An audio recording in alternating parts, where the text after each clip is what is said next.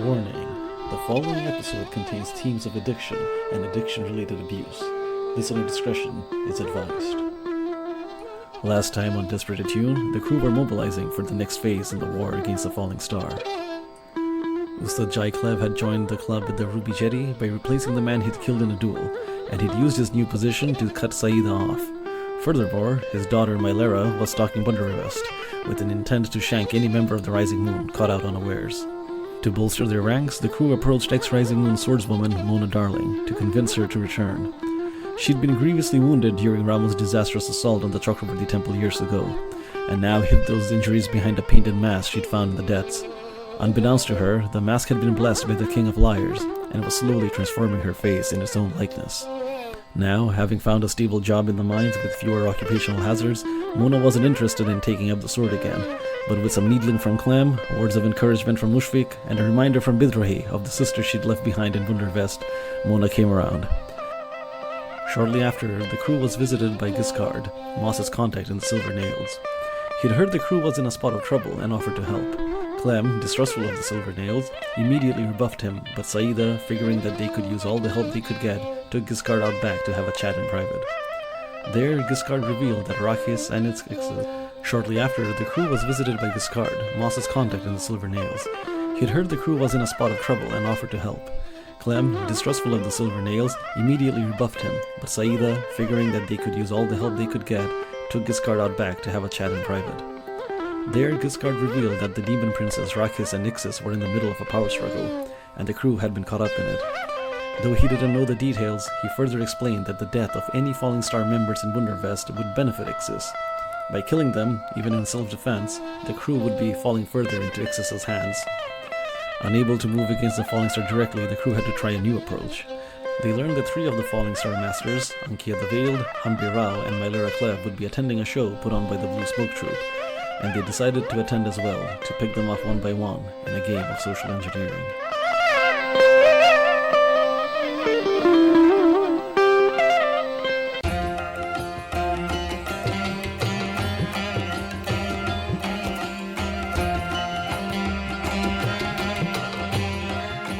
Uduasha City, where the sun is a mirror and the moon a shadow, where dancers cavort in forbidden operas, making love to forgetting and flame, where the wealthy play at war with silver swords and silken sashes, where the people mine the dead heart of a burning star for cannonballs and pipework, and where 1,000 secrets hide in a forest of paper and ink.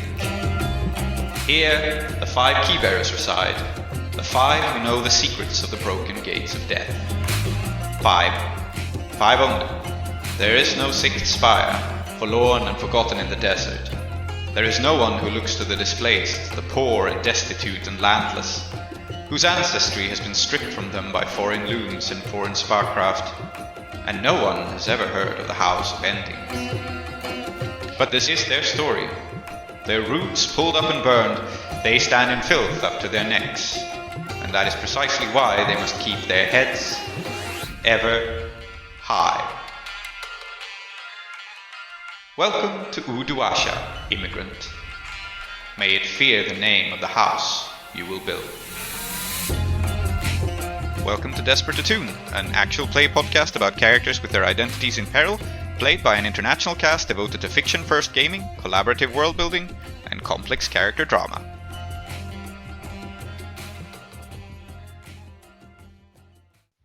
We're going to an opera. We're being fancy. You're going to an opera. You are indeed being fancy. And so, there's one immediate consequence of this desperate thing, and only one of you will suffer the immediate desperate consequence. But as a side effect of that, you are going to be split up as the score starts. So, what we cut to is a nice venue, and I wonder, is this an Ash Cloister? Yes, I think it would make sense. That is the entertainment district. But we have seen so much of the Chipped Cup, so I don't think it is that. You know what I think it is? There is a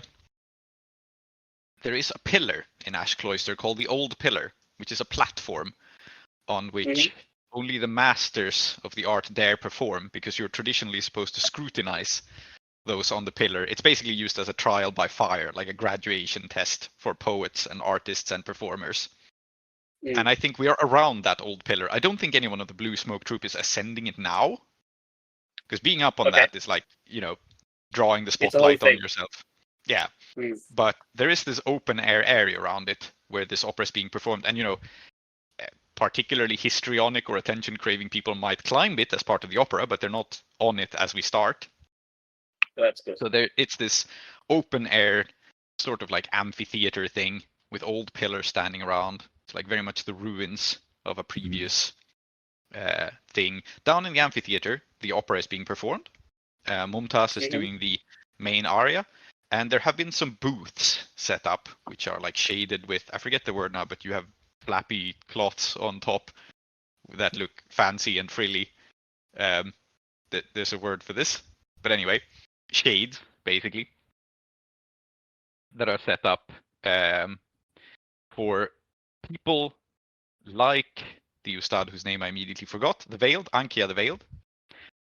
So she is up there, seated with a couple of the other like guests of honor, and this is totally also where Tamira is, Clementine's rival, also up in like the VIP booths. But it's a relatively open performance, right? So like people have to buy a ticket to attend, and the tickets are like fairly expensive, but it's not a completely private thing. So on the steps below them, there's a crowd of onlookers, and there's your usual like hodgepodge of things. Like there's the chai guys, the people who just turn up and like sell tea or sell snacks, wandering around. There's some security around the people up top, and there is like very little privacy aside from in the VIP booths. And so as this score opens, one of you has had an opportunity to approach the VIP booths. One of you has found a way to like get up to Ankia. And I will let you volunteer who it is. I mean, I think the one who makes the most sense is the person who's dating a member of the troop. So Bidrohi. But if someone else would want to go in there, then we could swing that instead. I think the key thing here is that it should not be Mushfiq, because Mushfiq is, wanted by basically everybody. He's Captain Mackerel. But Captain He's a Mackerel very isn't. desirable man. Yes. Yeah. Yes. He's Captain Mackerel. And I think it makes sense also for Captain Mackerel to actually be approaching Hambirao, who is security. Yes. And so Correct. there are two areas of relative privacy here, basically. There's this VIP area, and there's like the backstage where Hambirao and the rest of the security is, right? Making sure that the performers are okay. They have like a wagon set up with their things.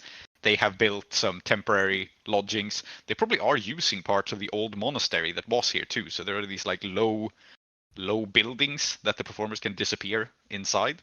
And that's where Hambirao is hanging out. So Mushfiq is probably over by that area, by Hambirao.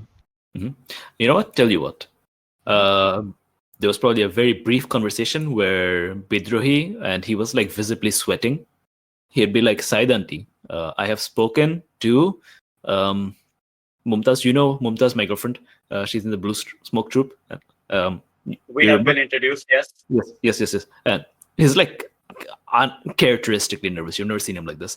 And I spoke to her, and I got her to agree to introduce you to Ustad Ankia. I think you should be the one to go. Okay. This is okay. Auntie, can I be honest with you? You must always be honest with me, Bidrohi. As you know, there are no secrets between one and another in a crew. Okay. I have had the world's biggest crush on Ankia the Veiled since I was 14.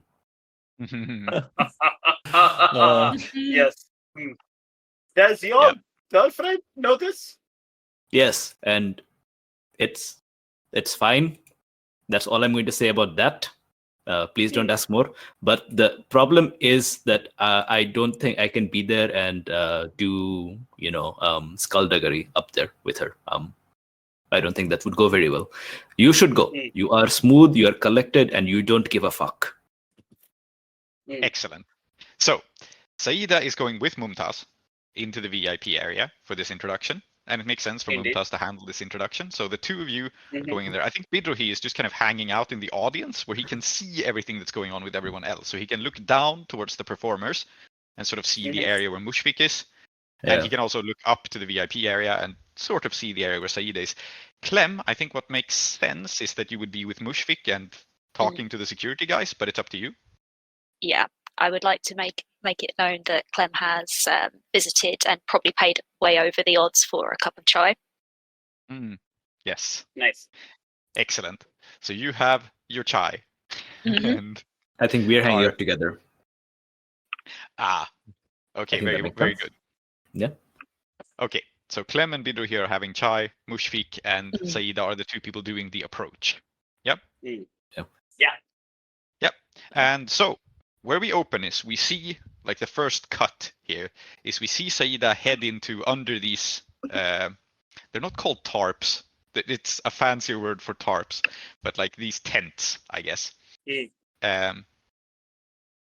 Like big fancy circus tents, and they're arranged into like, buildings you can pass from one to the other, and you can get to Ankia the Veiled. So you're passing through one, and then someone is going to put a bag over your and Mumtaz's head. Or at least they're going to try. And this is where we start. So you are on the approach to Ankia. Someone is just straight up trying to kidnap you. What do you do? The funny thing, I was going to be like, I've never seen Saida interact with Mumtaz. It'll be a really nice scene to hear what they were talking about as they go in. Well, indeed. We may have something to talk about, but it will be under pressed circumstances. Great. That's totally normal and fine and cool. And I'm going to do something totally normal and fine and cool in response. Which is that as I am having this bag placed over my head, I am going to mutter, Prince of Endings, save me. Because it's very important that praying to the Prince of Endings, A, is part of the thing that people can do. It's part of the practice. But also B, that it works, right? Like that, like, when you pray to the Prince of Endings, Saida believes that, like, it's going to need to work, right? So I think that, like, what they're going to do in this moment is be like, I am literally going straight for divine intervention. Because when it works, it's going to prove that it's always worked. Okay, so only God can help you escape from a bag over your head. Also, I think part of the reason they're doing this is that this really feels low stakes to them, right? They're like, "Oh man, are you fucking kidding me? This? Yeah, don't even worry about it, right?" Like, okay, well, it is desperate. It is desperate because the engagement rule told us so, and you don't have the ability where your god can incarnate and act directly in the world. So for that reason, this is limited. Like, it's still possible because Saida is Saida. But without this special ability, it won't have full effect. So you will get a chance. Maybe it will just be coincidence if this works, but there will be an opportunity. Yeah, I think that's fine. Yeah. So I think. Yeah. Before we do that, should we just declare our loads? Yes. Oh yes, I'm in light load because it's a party, and I'm an old auntie, and I should not be carrying around heavy weights. Apart from my sash, no comment. Yeah. What about Clem? I'm going with normal. So you stand out a little bit. You won't be able to blend in as a party guest exactly. Yeah. Good to know. I think you can still like be here, but you will be conspicuous. What about Mushfik? I think I'm gonna go for normal as well. Yeah, makes sense. Yeah. You are not planning on being seen, I guess. No. And I mean, with that coat that Mushfik's wearing, like. Yeah. Very good. And Bidrohi is also light, I assume. Yeah, and I think that's another reason I'm standing next to Clem, so that she can look like my bodyguard. Because I'd be a guest. Yeah. And we can cut to Bidrohi and Clementine. How this is going to look to Bidrohi and Clementine is basically like Mumtaz and Saida enter a tent. They are supposed to come out on the other side and go into the next tent, and now probably they won't, right? Yeah. So you will find out in a second. Yeah. Or we'll see. I will push myself for effect here. Okay. Because I just like the idea of getting to standard. My ability just says speak one and he will stir. So who the fuck knows what that means? Maybe he's stirring some sugar into his tea or something. And the other thing that I will do is, you tell me if this is an okay devil's bargain, but like, I feel like we're drawing Mumtaz so much in, right? Like, it just makes more sense to let her in a little bit more. So I don't mind her, like, understanding that something is going on here, that, like, there is something to do with this, like, Prince Kadak.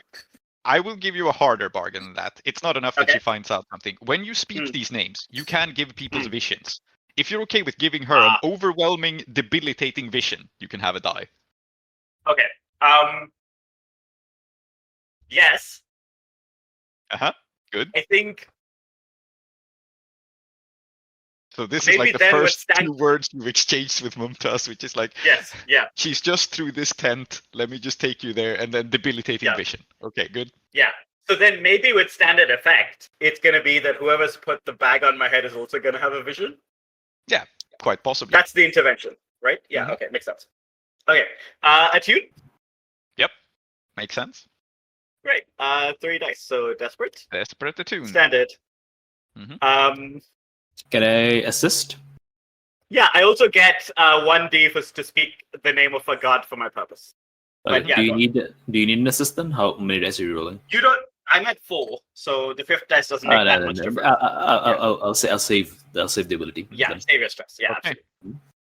Now, watch Tree roll only 3s or something. 3, 4. I'll take the 4. I'll take the 34. Yes. Yeah. So, the straightforward combination of the standard and the desperate here is we all get debilitating visions. Sorry, keep going. Something along those lines, actually. What's going to happen here is that you are going to sort of get a bit less effect, a bit of a mixed bag with regard to your desperate consequence.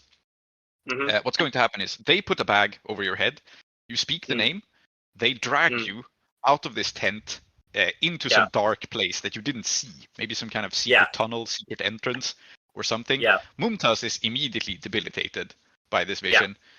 You are dragged into the dark, and then there is this strange intervention where the person who was dragging you, you know what? It is the Prince of Endings. The person who was dragging you hears the name and has a heart attack. Yes!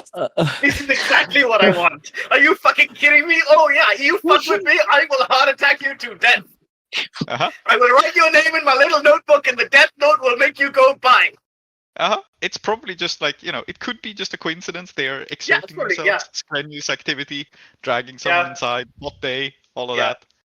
Yeah, you never know. But there are 2 consequences to this. First of all, the person who's having a heart attack is not like dead yet. They're having a spasm. They are like dying as they are holding on to you and as they are dragging you. And the person who's dragging Mumtaz is fine. Right, yes. So they are just carrying on ahead. They're like, whatever, my friend seems to have a cough or something. I can't really afford to pause and check if they're okay.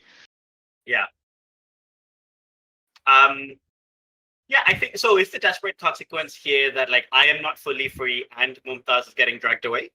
So it's like 2 risky consequences? Yeah, you are not fully free and Mumtaz is getting dragged away. I will also point out that the person dying is kind of a consequence too, because you were supposed to avoid that. Yeah. But No, Saeed that's true. really said avoid killing people. Yes. Yeah, but we were told not to do that in Bundavest. We weren't told not to do that in That's true. We're not in Bundavest. Yeah, right? well, so these are the 3 consequences. I suppose you can resist either of them. The famously legalistic and upstanding house of Annexus will definitely buy that argument. Totally be fine with that. Yeah. I am going to resist Mumtaz not. I'm going to resist Mumtaz being dragged away. I think what I want to do is I don't know how to do this, but I want to make the one who's dragging Mumtaz away concerned that their friend is apparently having a heart attack, right? Okay, well, I guess it's as simple as struggling with them, right? Making it seem like they can't handle you on their own. So fair enough. You can resist it with prowess, I think. Yeah. Okay. So roll prowess. 6. It's a 6. Yeah, very good. And so you still have a bag on your head. You're still wrestling with the other person, but you hear a woman's voice kind of hiss, now what the hell's going on? Shh. Poisons or something? It's fucking lamp black tactics. Mm. And Very good. Mylera Klev has Mumtaz. Yes. And she pauses. And I She will think- remain within range. Yeah, Mhm. and I I'll give think you what one I more want to action before do, we get away. Mhm. yeah, because this is like, I think this is a great moment to cut. Is I'm gonna mark. Like, there's no way I'm going anywhere without my fine demonette first. Mhm. Right? Like it's with me at all times. Because if I remove it, the demon in it gets very agitated. So I Yes. can't really afford to. It's possible I sleep with it now. Mhm. And what I'm gonna do is, as Mylera Klev says, "fucking lamp black tactics," I will say, "Oh no, these are rising moon tactics," and I am going to, like, even though the bag is over my head and I can't see anything, Yeah. purely out of instinct, because she said it, I'm gonna use like my sense of hearing to like swing the sash at her, not to like kill her. I just want to disarm her, which is I want to get her to like let go of Mumtaz. Okay. Mm-hmm. So, I will put you at desperate 0. I think I was going to put you at desperate limited, but you're blind. You are lashing out at the person who's coming at you. However, I will give you a devil's bargain of doing horrific collateral damage to the person having a heart attack to make this go from an accidental death to like, you're swinging around the bladed weapon with them like right behind you. So I'm gonna spend 1 stress because when I'm an Ustad of the Rising Moon style, and when I spend a stress, I may disarm my opponent as an effect. Yep. Okay, right? that brings you up a limited effect. So you can disarm her off Mumtaz. That's your goal, right? To get her to drop Mumtaz. And I can spend another stress to move unimpeded. So what I want to do is move unimpeded off the bag on my head. Yep. Okay, sure.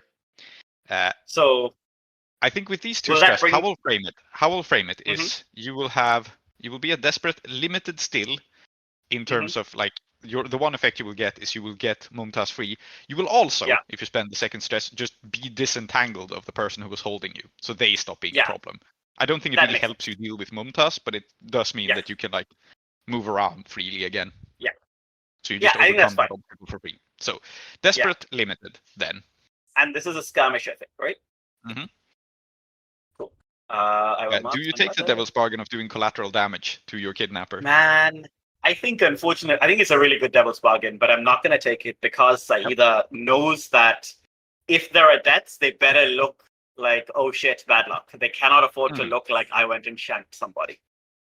So until I get the ability to induce heart attacks at will, I'm going to have to not do this. Don't shank anyone with the demonette sash while you're under a demonic geas. Yes. No comment. Desperate limited. No bonus dice. Let's go. Yes. It's a 2. A 1 and a 2. This went poorly. Yep. So I will give you a choice, actually, here. And this is an out-of-character choice entirely, but it says something about Mylera Klev in this situation. It's caught out of her depth. This is not the Dosco she's used to. Does she take this opportunity to get away, or does she take this opportunity to stab you? I think she takes this opportunity to stab me, because if you run away in Duskwall, A, your reputation goes down, but also B, it means that somebody's chasing you, and you can't deal with them. I have questions here, actually. That might inform your choice. So, we shouldn't be blinded by the fact that Mylera Klev is kind of like a household name in Blades. This is J. Klev's daughter. It's not a coincidence. And J. Klev is like your ancient rival. Do you know Mylera? Did you see her grow up? Does she know you? I know of her. I don't think we ever really met or hung out necessarily, right? Like, when Jay and I fought, she was probably like a really little kid, 6 or 7 max, right? And I've seen her at a distance, but I don't think Jay would ever permit me to like actually be around her, nor would I wish to be around her either, right? Okay. And I probably think she only knows me as someone in the Rising Moon School, and maybe my dad fought them one time, but like there's so many people that like Mylera's dad has done that to. I don't necessarily know that like I stand out in that list. Jay stands out for me. I don't know if it's true the other way around in the way that like some rivalries are. And like maybe I'm still like a thorn in his side, but I don't know if like maybe he's got like a swords rival who they've been fighting for like 40 years and it's like legendary, right? I'm definitely not that. Yeah, and we also don't know what their relationship is, right? Yeah. Okay. Yep. Okay, cool. Okay, so if you go with her stabbing you, then there's going to be two consequences here, two separate ones. Mm-hmm. The first one is a Yeah. level 2 harm as you get stabbed.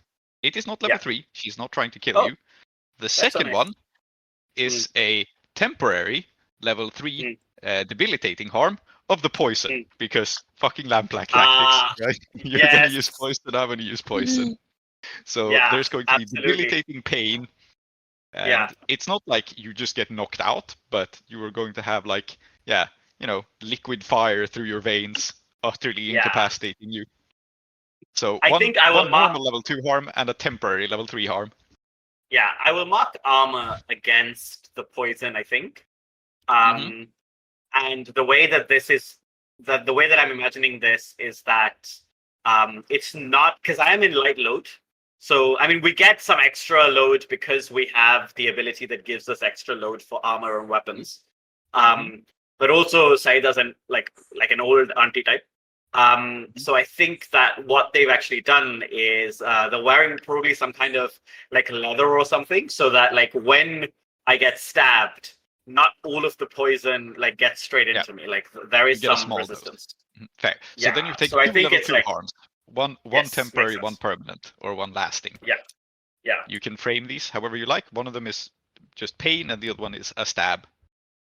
Pain and panic. Yep. Yeah. Great. So as this happens and I get stabbed, I'm gonna hate everything, and we can move, because when I come back, I may well murder this girl. Yes.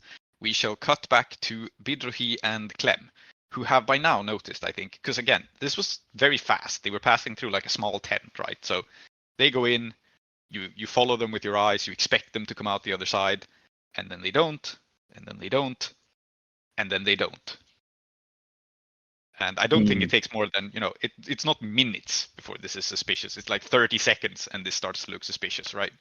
And I've looked at the guest box where we would have expected Mylera Klev to be up there, right? Yeah. And she's clearly not.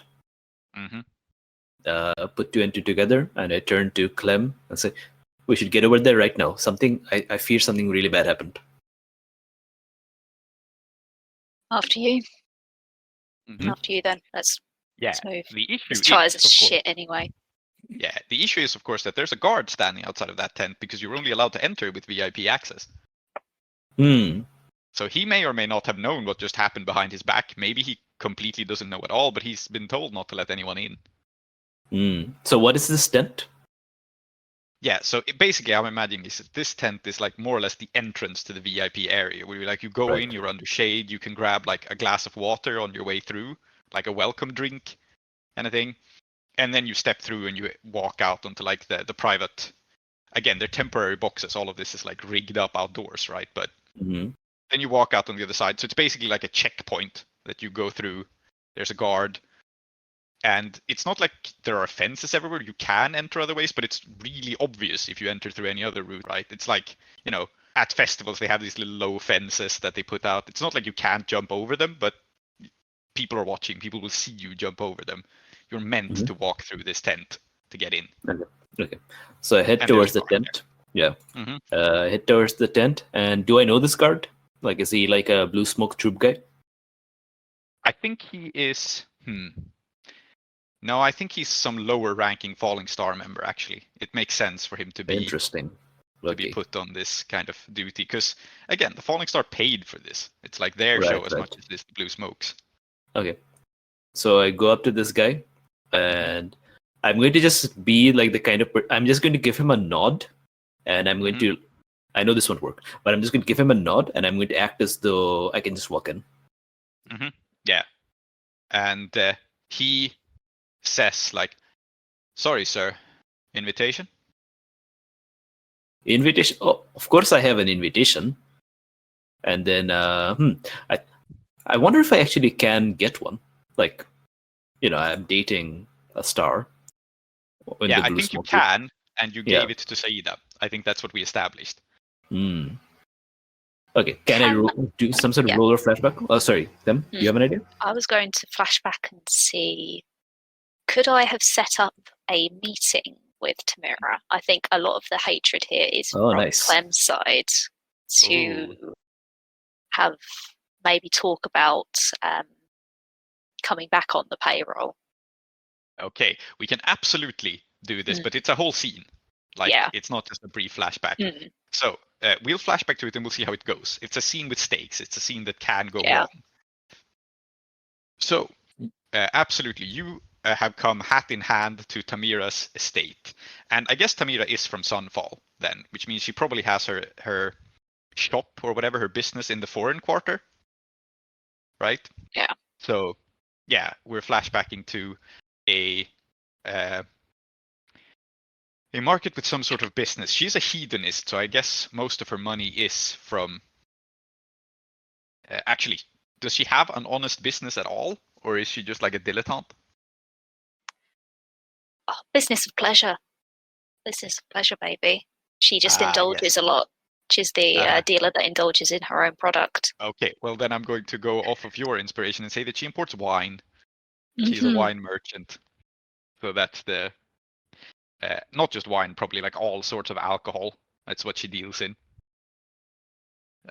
So yeah, you will have a meeting with her in a hot office in the dim evening foreign quarter. And she's seated behind a desk, surrounded by like shelves and shelves, racks of bottles on every side. And describe what she looks like. I'm feeling I'd like to establish that at Sunfall a lot of people do wear headscarves. I think it's kind of a cultural tradition, a mix of Severosi and Iruvian. So she's also wearing a headscarf, very artlessly placed about. I think Clem has taken a lot from her, and she's got her heels up on the table. She's got an open bottle of wine, no glass. Yeah. Wow. She's got to be like effortlessly beautiful, but in like the I don't know why, but I'm picturing like Jamil, that vibe, like statuesque. Nice. Yeah. Absolutely. Okay. So statuesque beauty, but also a slob is the is the vibe. Yeah. So she spits out the cork for her bottle and says, "Well, well, well. Clem coming crawling back. What a pleasure. What an absolute pleasure. Are you here to grovel?" Would you like me to? We don't have to get on with the formalities. So, you've stolen from me. I assume you have. I'm establishing that you have now. Yes. I don't suppose you have the merchandise still? I sold it to pay my way here. But I only took what wanted to come with me. Yes, of course. She looks slightly sinister about that, lowers her head, and she says, "And what brings you to Uduasha, of all places?" The view? Would you believe that? Yeah, Getting away from Sunfall? She narrows her eyes and says, "What view? We're in the desert." There's a goddamn flaming star in the middle of the city with a floating eldritch tower with a mirror on top. Yes, the city is very fancy. Has this person ever seen the desert before? Like, yeah. She has, and she's sick of it. I think is the reason why she frames it like this. Yes, desert can be very beautiful, but she's traveled them more than she is happy with. She's a fundamentally lazy person. Fair enough. Reminds me of home. Yes. So why are you here? I mean, in my office, not in Uduasha. I assume you're not here for the view, although you could be. I look stunning today. course as ever. I'm looking for some sort of deal. I need money. You pay well. I think it was Sunfall anyway. Doesn't agree with my constitution. You expect me to hire you after you robbed me blind?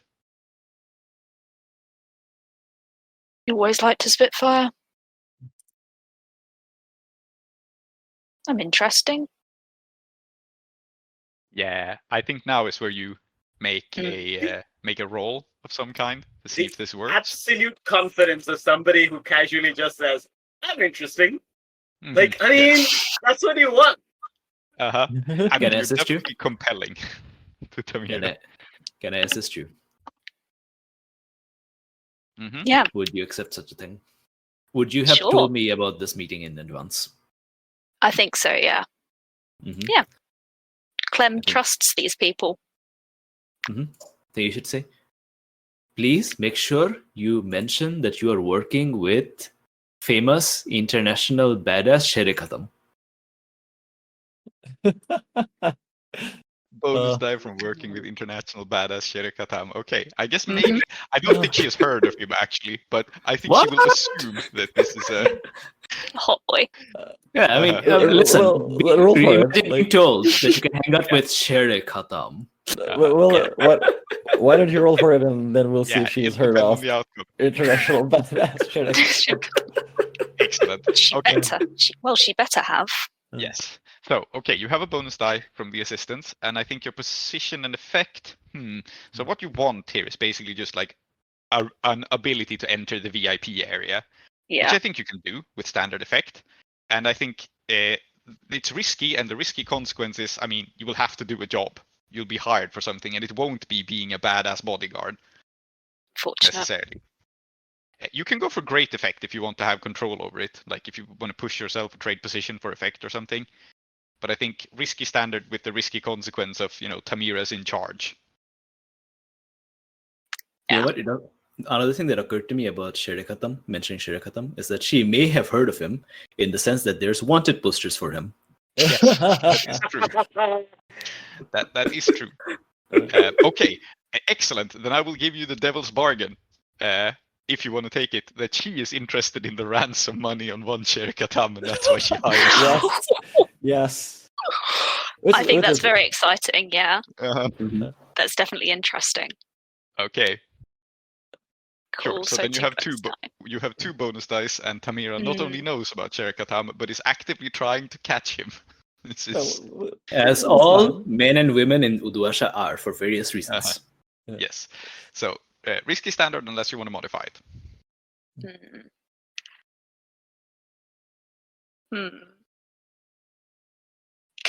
If I swapped position for effect, if I went desperate, what would that look like? So with desperate great, with a great effect, you would get basically whatever job you want, the ability to access the area. She won't impede you or tell you what to do. Desperate means she will get a complete background check on you. Like if you wanna fuck her over, you will find it extremely difficult. So the desperate thing here is to go yes, I live in this. She will ask you, where do you live, and you'll have to go I live in this place. Yada yada. These are my contacts. She will find you basically. You can resist that desperate consequence, obviously, but that is what it will be. You can also color it by literally groveling, as she suggested. Yeah. I have to tell you that if you grovel, you will be expelled from the Rising Moon School on account of we don't fucking grovel. Yeah. I don't think the groveling is interesting to her. I think she's sly enough that she goes I want to guarantee you're not going to fuck me over. And so basically it's, yeah. I think I think I'll go risky, but I am going to push myself to great. That does give me one stress off the trauma because I haven't indulged my vice, and I was very terrified of traumaing out in front of a silver nail. So it's fine. God. I'll just trauma out second session in. New record, baby. Good. And I feel like this is probably a consort here. I'm consorting with this connection from my background. Yep. So, risky, great, 2 bonus dice. the temptation to go desperate extreme too much, but I don't think Clem would want to compromise the rising moon. Mm-hmm. Bastard. 1 and a 2. Okay. Saida, jinxing. Oof. Yes. Well, I'm sorry to say. Yeah, Wait a minute. Is that with your 2 bonus dice? Didn't you have any dice? I don't have any dice in consort. Very good.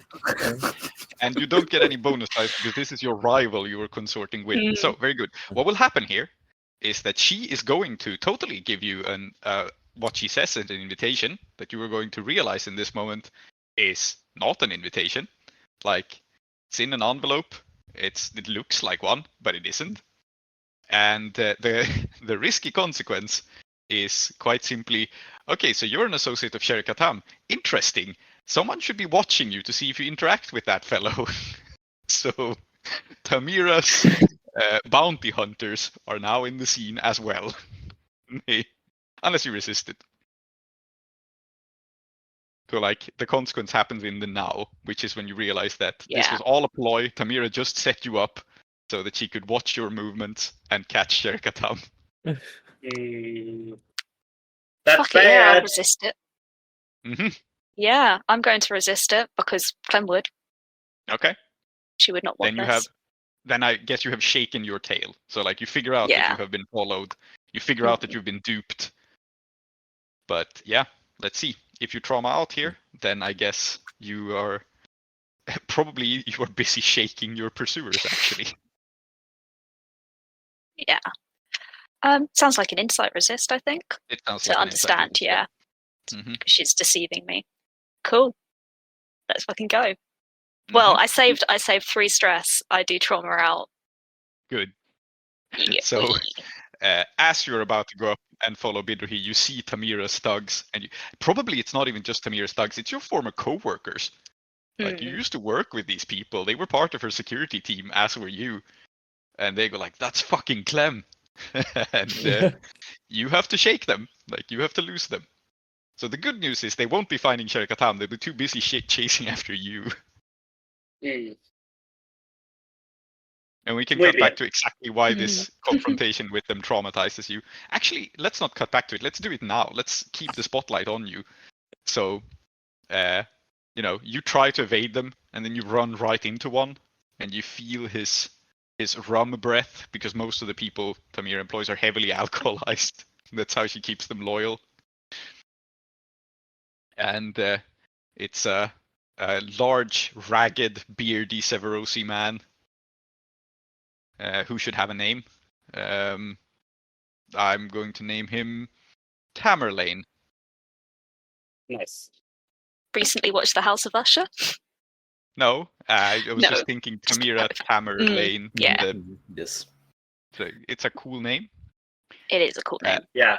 So, maybe he's related. Maybe that's why they share a first syllable. I don't know. But yeah, Tamerlane, big, shaggy, ragged man, comes face to face with you.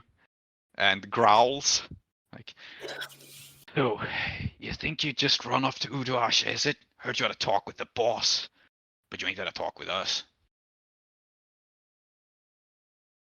Pleasure to see you again, Tam.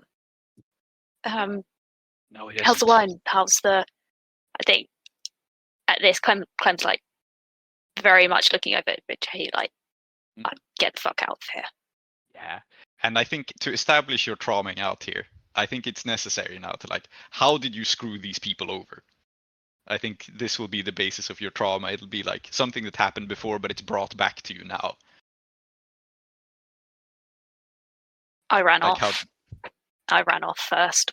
They didn't get the chance to run off after me because I went first. Okay. So you like screwed up their plan to get out of Tamira's business. Yeah. Fair enough. You seem to have a bit of a pattern of running away, I would say. Yeah.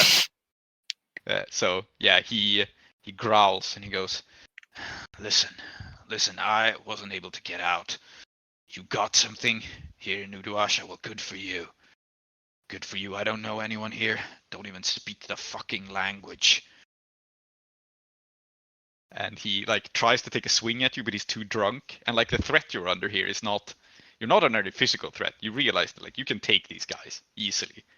The reason this is traumatic is like you see what has become of them.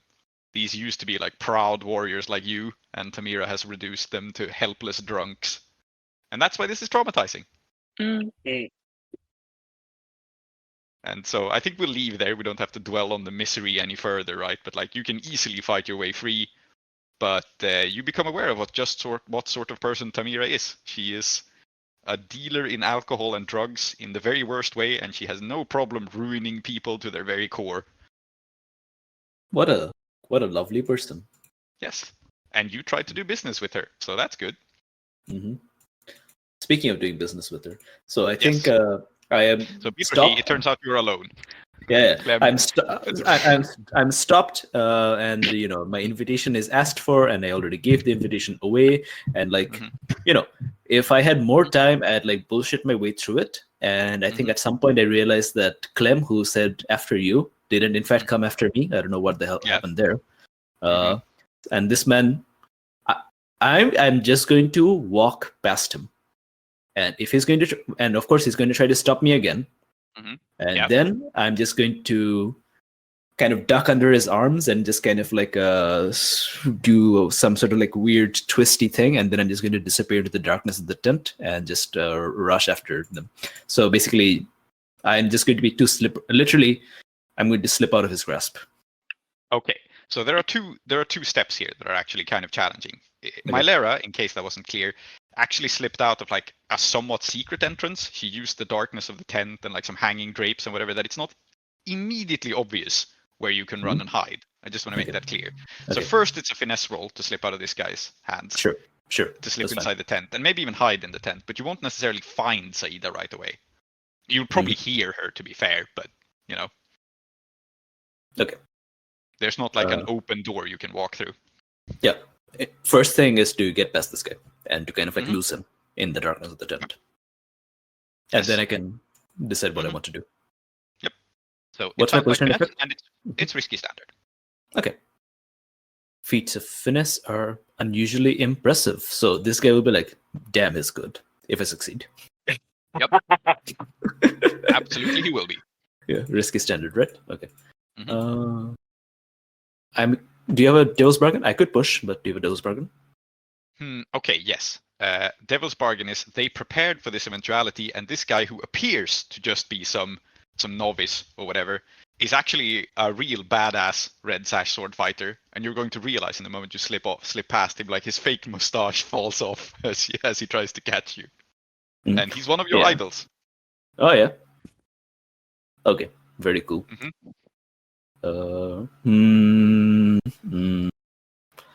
Is one of my idols. I now that you say that, I want to turn this into Desperate Great. Where I know what how I would turn it desperate. I don't know how it'll be great. The Desperate would. He's going to find in his hand one of the like sort of like cigarette case cards with his name on it that he signed for me as a kid when I was a kid. Excellent. Yeah, sure. The reason it's great, I think, is simple. You just happen to pick a hiding place that is the secret entrance. Like you just happen to duck behind the drape that is concealing the tunnel. Yeah. Also, like I'm sure he's also touched by it. Yes. Yeah. Like he sees how old I guess make this roll, and then we will introduce this guy. Yeah. I hope this works. It didn't work. Okay. Excellent. So he raises the blade at you, and he goes, "Not so fast, Bidrohi." And he says it in his theatrical voice at the Colosseum.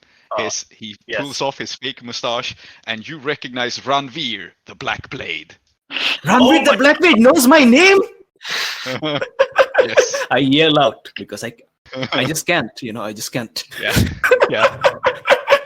Bidrohi before this moment. Oh no, literally everybody else in my party appears to have disappeared. Bidrohi after this moment. Oh my god, my hero knows my name? Yes. Lovely. Mumtaz is with side auntie, he'll be fine. he draws his signature black sword and points it at you. And I think that there are two consequences here. One of them is like the jig is up completely. He knows that you are not supposed to be here. Like your cover is completely blown. That's consequence number one. And consequence number two is that you genuinely get stunned by Ranveer's dazzling presence. Okay. I would like to roll resolve. Mm-hmm. Actually, no, I would like to roll prowess. And the way that works is, and I'm going to resist being stunned by him. And the way that's going to work is I'm going to immediately raise my own sword and kind of like, Yes. to be worthy of him. Excellent. Okay, roll prowess, and you will just be in a sword fight with him. Your cover is still blown. Yeah. We'll see if it I mean, sure, we'll be locking blades and so on, but I do want to talk to him as well. But we'll come back to that. Yeah. Mm-hmm. Oh, nice.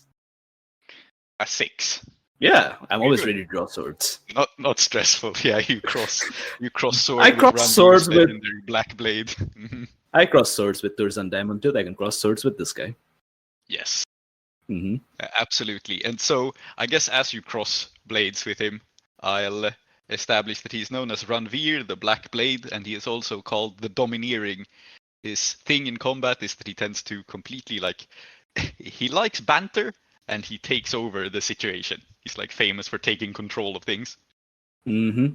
Okay. I will also point out, just for everyone to realize what's happened, we are in a score where our job is to turn the luminaries of the Falling Star School against each other. Yeah. And you have just given me a luminary of the Fallen Star School right in front of me. Very good. Yes. I'm well aware of this. Yes, good. But there are good, some good. complications. Yes, I know. However, but I'm just pointing at the silver lining. Yes. Before we cut back to Bidrohi's continued banter with this guy, though, I think we should catch up to Mushfik. Yes, and I think absolutely. a cool way to rope Mushfik into this, actually, is that, I mean, Clem happened to run into these drunk bounty hunters, right? And so I think Mushfik, it makes sense that you see the scene. You see Clem defeating these guys. And so rather than cut into you and oh no, you're in trouble, you're surrounded, I think it's interesting to push on this relationship between Mushfik and Clem, where you become witness to her fighting with her former friends. So Clem, and to be clear, you're out of trauma now. You can mark your trauma and be back in the action. Let's keep it short. Yeah. Normally you're out for a long time, but it's boring in this situation. What trauma did you mark? Vicious. Nice. Makes sense. And so what do you do to these drunks, or these drug-addled wrecks that come after you? I think it becomes very obvious to Mushfik that Clem could just step out and bang these two's heads together and they'd be knocked out. She doesn't do. Yeah, so they don't do that. They I've got my fine shield. Fuck it. So yeah, just absolute humiliation. Yeah. Okay, but you don't kill them. You kick their ass. Yeah. Yeah. Just Yeah. clarify. Yeah. No, we don't kill them. Mm-hmm. So yeah, Mushfik, you become witness to, and I think you can probably see Hambirao nearby, and he's going to hear this and come investigate it. There is still some problem, but you catch it first, and you see Clem completely trouncing these two men. I think Mushfik just goes in it's just instinctual, right? He sees someone even if he's not known Clem for a long time, I think this is something that's been ingrained into him. You see your comrade in trouble, you help, right? So Mushfik comes in and but I mean not very honorably, if whoever's I suppose he just comes from the back and then flying kicks someone in the back. Yeah, Oh my absolutely. God. One of them flies away with a broken rib, crumples to the floor, and I think you get the same sense of these. These were great warriors once; they're not anymore, though. Yeah. Yeah, and you come face to face with a traumatized-looking Clem. Yeah. After the two have fallen over. What do I see in Clem's face? I think they get up from having been kind of sitting over the one of them she's knocked prone and just like turning face into meat. Gets up. I'm sorry you had to see that. I'm sorry. I'm sorry you had to see that. Oh, I've seen far worse than that. This one's still breathing, and that one probably is too. So, Should they not be breathing? let's leave them breathing for now. They don't look like they're going anywhere. Someone will find them.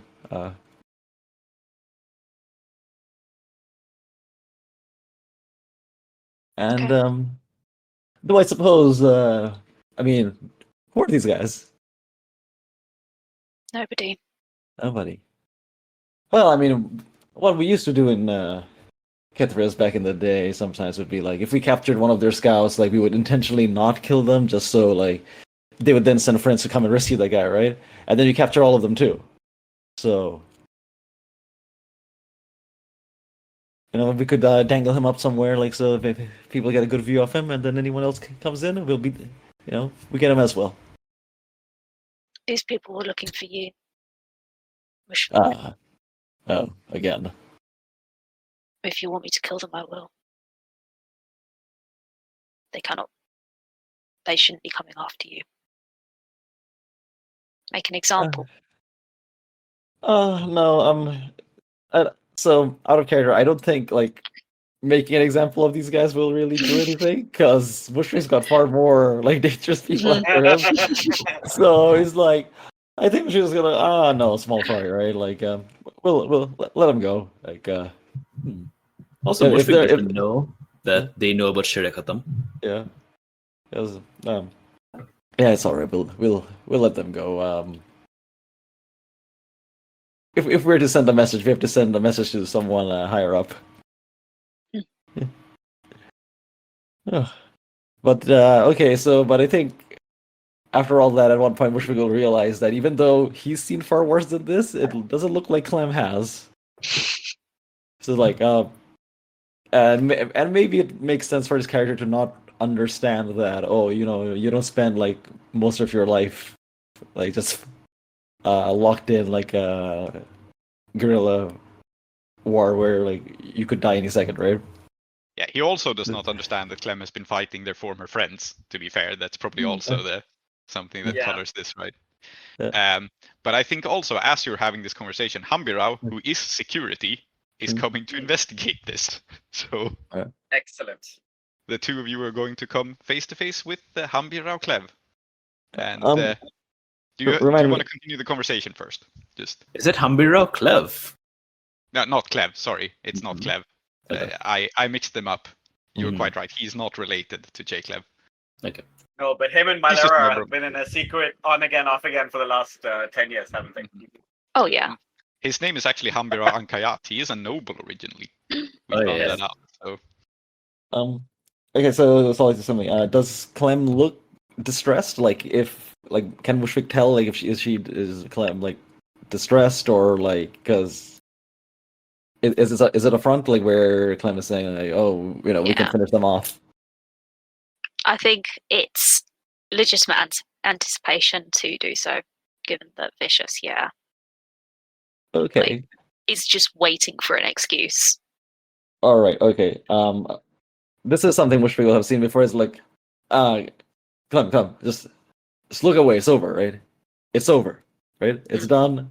Like, I don't know who these people were. I don't know why they were after you, but it's done. Like, we don't do and we don't do that. And I think what that is like clearly implied. Like, we're gonna do that. Mm-hmm. Oh. You don't do that. Okay. No. I would look. Believe me, like as much as anyone, I know what it feels like to have that rage, to fuck all these guys up, but we can't, right? We don't do that. Not while they're like just fucking lying on the floor like that with their ribs broken in. Like it's over. Like It's I guess over. It's over. Let's move. So Yeah. And yeah, are you trying to avoid Hambirao as he comes your way, or are you No, fine I think- with him catching? I think we're just. I guess what Mushfik's doing is just kind of like seeing that, like the bloodlust, kind of like being there, and it just goes like, look, no. This. Let's not make this any worse than it has to be, right? Like, let's keep it as clean as we can. Let's move away, and then I guess Hambirao can't just be coming around the corner. Yeah. Remind me, like, so what did we decide with Hambirao? Are we say what was the angle? That Basically, the angle was to find anyone who wants to split off defect. or like Okay. abandon this observation. And Hambirao is already inclined. Like he doesn't really care about killing you and your gang. But you wanted to have a conversation with him to see if you could like get him and more people to peel off. Does Hambirao recognize Mushfik, or is this Captain Mackerel? You are in a disguise, Yeah. and I don't think he's got special skills at seeing through disguises. In fact, in his scene with Moss, he even said he's bad at subterfuge. So I think he looks at. I mean, what he knows is there has been a fight, and you two are still standing, right? So he comes around, looks at you, and goes like, "Okay, I don't know what your deal is, what your beef is, but holy shit." And I guess he'll see the beaten up men on the ground.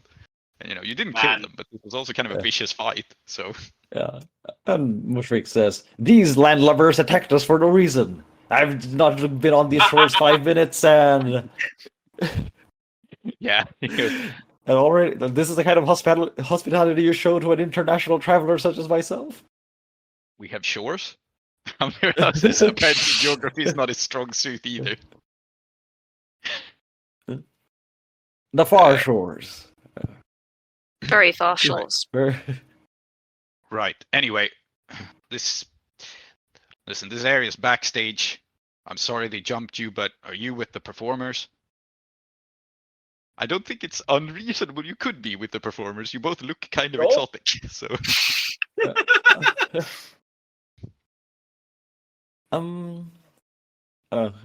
Salty, what do you think? Are we with the performers? Yeah. Yeah? Okay, yeah. Let's go with it. All right. Okay. Yes, of course. Yes. Well, Yes. of course, I'm not really from the shores. I'm in character, obviously. I'm the bodyguard. Yeah. Playing the part of the bodyguard. Yes, for the opera. You guys make a sway group action. Oh my god! This is a meta disguise because I'm telling him my disguise is my character that I'm playing for the show. Yes. Yeah. You're in disguise. You're right. Yes. Yeah. Yes. All right. So I think you can totally get into the opera and maybe speak to him at a better time. I think that's the angle here, right? You maybe don't want to have this conversation with him right now. All right. Yeah. But get him in a better mood. So yeah, I think it's a group action sway. It sounds like it. And if successful, you will get backstage access to Hambirao and to the performers if for whatever reason you want to talk to them. Sure. I guess I could lead it since I started the conversation. So what is this risky standard or? Yeah, risky standard. All right. Well, I'm going to push myself for a die. Yeah, Or what would a devil's bargain here be? I have not taken it away, so I've got to do something too. Okay. I can't think of a devil's bargain for both of you, but I guess I can throw out one that one of you can take. Yeah. And I think is that interesting enough? Okay, yeah. I will throw out the devil's bargain, and it has to be for Mushfik, because it's only for Mushfik it makes sense. All right. Which is that your disguise will fool Hambirao for the moment, just because he isn't expecting to see you. It will not fool Cherubino, who is backstage. Excellent. Right. I was going to ask That's that all right. Cherubino be a devil's bargain. Very good. Yeah. That's it. I'll take that. All right. Cool. I'll push myself. Yeah. All right. Let's see it. Ooh, yes. It's a 6. Nice. That's a Nice. 1. So Captain Mackerel, take the stress, but this just worked. Salty's how- building a brand. How many stresses do I mark again? One, One. One. because there was Okay. one failure. You can mark more if you want. No. That's No, not. you're not allowed. Jeez. Don't do that. So Hambirao just waves you backstage, and I think the funniest way for this go down with this devil's bargain is you walk in and you just see like backstage, like Hambira stays behind to like deal with the drunks, just drag them outside, right? Like, what the hell happened here? Probably get them a doctor or something because they're really fucked up. And you guys just walk in backstage and you just walk in on Cherubino being paid by one of the Falling Star Sword School people. Oh my god! Really funny if you just catch him in the act. God damn it! Just absolutely wreck his shit. Yes. He's being What's paid. he doing? by- What's he doing? He's just being paid by the by like someone from the Falling Star Sword School. They're just like giving him some money. I mean, it could be I for see. anything, but I think that's the funny Yeah, way sure. to Could catch be him. for anything. Could be for anything. So someone. Tree, who no one wears, wants to have like, a sex with this man. Yes, an elegant sorry. an elegant and handsome Falling Star Sword School member is Mhm. giving him a very nice, handsome payout. And to briefly introduce Cherubino, he's an acrobat. He's like very boyishly beautiful. He's like small and slight of frame, and he's one of those people who's very childish in nature. So it's not like, he isn't even like a teenager, but he's one of those people who looks eternally young and kind of behaves it too. Hmm. So And yeah, he's and like, yet still absolutely unfuckable. yes, a slight boyish young man being paid, and he looks over at you and says, "Oh, Jerikatum." Mm. No, this is damn. Captain Mackerel. I mean, you took the devil's bargain. I know. But I think This is just the but I character. think he's sly. Yeah, I think he's sly enough not to Yeah. to immediately call you out. So he goes, Yeah. "Oh, my mistake." Yeah. And this is my friend Kumar. He points at the obviously dressed like red sash agent guy, Yeah. and just tells an equally bald-faced lie to you. And there's just an awkward standoff, I guess. What do you do?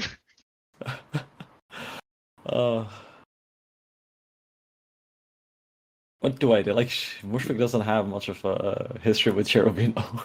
No, This is just he's just one of the opera troupe members. You know he's an Yeah. opera troupe member, and Yeah. you know that there's I've complained about Falling him. Star guy right Yeah. there. Quick flashback. I'll be like, Mhm. okay, Cherikatam, I'm dating Mumtaz, right? The beautiful lady, she came over. Okay, there's like one person in the team is called Cherubin, and it's like a fucking like piece of shit. I'm pretty sure he listens in at the door when we have sex, okay? Like absolute pervert, okay? Like absolute weirdo. Yeah. Yeah. So you would know who he is, and you would feel the necessary contempt for him. Yeah, and I mean, you were in a play with this troupe, so you would have at least Right. recognized him. Yeah, Like yeah. you would have heard his name in reference to the guy. You probably didn't talk to him back then, but you were like, "This is Cherubino," and then later Bidrohi told you Cherubino's a fucking asshole. Yeah, and a pervert. And I showed you the poem he wrote about Kethris. yeah. And in Oh, this yeah. flashback, hmm yeah, and in this flashback, as Bidrohi says all of that and shows a portrait and then leaves, I think Mushfik stares into the blank space for a while, and then he just goes, "The fuck was that about?" That's just me talking about my life Yeah. to my friend. But now it's all coming back, and he goes, I've heard of you. Yeah, Cherubino, right? Yeah. Yes, the acrobat. The The acrobat. voyeur, the pervert. Yeah. You're very Hey, good at getting hey. into. Clem also knows about Uh-huh. You're very good at getting into. All right, so like acrobat, how very good at getting into. I don't know, like places you're not supposed to be. Then I guess, huh? Ah. And I think, well, I mean, it didn't come out the way I wanted, but you know what I'm like. Yes, he goes, Yeah. is there really some place I'm not supposed to be? Anyway, I don't think you're supposed to be back here. This is backstage. Of course. What do I look like? I'm here to perform. Oh, Who's no voyeur? another quick You're here to flashback. perform. Sherikatam, if you go backstage and anyone questions you, say that you are a backdoor man. Okay. All right. I am, and I think Rushbrig does say it with a lot of confidence. He goes, "I am a backdoor man." He looks over to his friend, quote unquote Kumar, and he goes like, "See, I told you." Anyway, you should probably get out of here. We have performer stuff type things to do. Okay, have a nice day. See you around. And oh my god! Don't let this happen, guys. Please don't let this happen. Please, I'm begging you. Let what happen? What are you afraid of? This man is not gonna. He's gonna just walk away. I mean, I don't know what you expect me to do because I don't know, like something. Could Like, I attempt to ruin his reputation with the Insofar as Falling Star? Insofar as this can be done. Okay, you can absolutely attempt to break up the relationship between him and quote unquote Kumar, who is not appreciating being called quote unquote Kumar, by the way, and is very unhappily playing along with this. What's wrong with the name Kumar? Yeah, mostly that That's it's not not his the actual famous name, I name of a think. famous Oh, I falling star sword school. Yeah, I School think that's swordsman. literally it. Yeah. if we would just want to embarrass Cherubino here, I think that the angle would be Kumar then, right? It goes, so Kumar, yeah, like Kumar, is it? You guys close? I think this is enough for him to be offended. And yeah, let's throw in my other prepared like falling star guy here. So he goes like, I don't know what he's on about. I'm not Kumar. My name is Shah. Don't you recognize me? And he turns around dramatically. And we get a splash screen. I guess not that I think either of you know the celebrities here, right? But Listen, Sure. you guys have hung out with Bidrohi, okay? I have Yes. told you in exhausting detail every single So- one of them. splash screen is like Shah, the gold blade, the handsome. Yes. Yeah. And then his stats. Yes. Yeah. Yes, we see the Just idol card. 56 inches.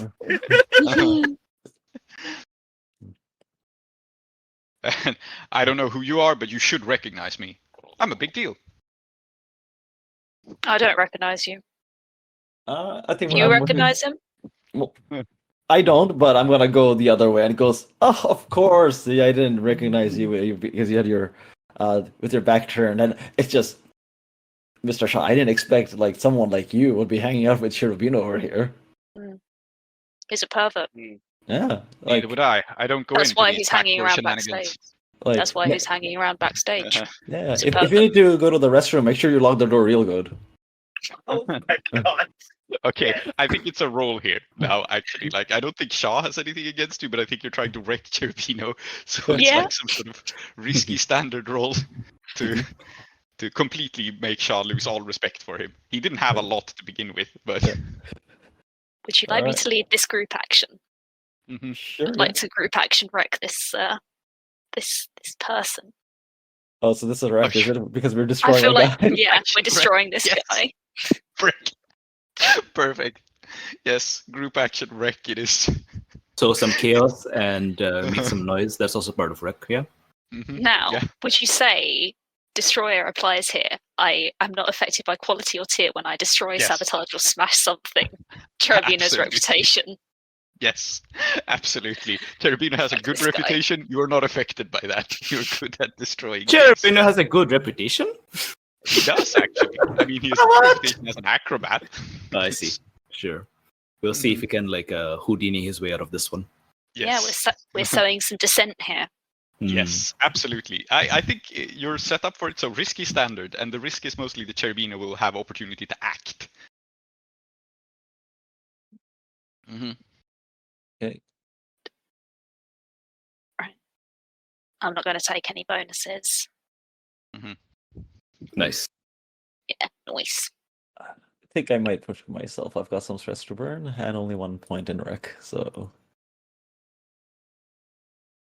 Oh, whoops. No, I'm gonna do that again because my bonus die didn't go through. So. Okay.